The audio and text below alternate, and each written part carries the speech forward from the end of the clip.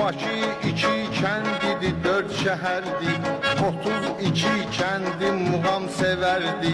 Balaxanı kəndi nurlu səhərdir, qururlar bu kəndi alıb dövrəyə. Qururlar bu kəndi alıb dövrəyə. Şair gərək hər gün təzə söz digər, gəl Bakıya tut ey təzə qafiyə, gəl Bakıya tut ey təzə qafiyə. Sirri bəsodlar diyarının nədir? Ateşgahın aləm gəlir seyr edir. Əsil Bakı adı Badi Kubədir.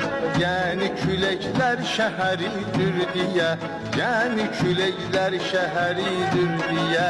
Şair gərək hər gün təzə söz deyə, gəl Bakıya tut ey təzə qafiyə, gəl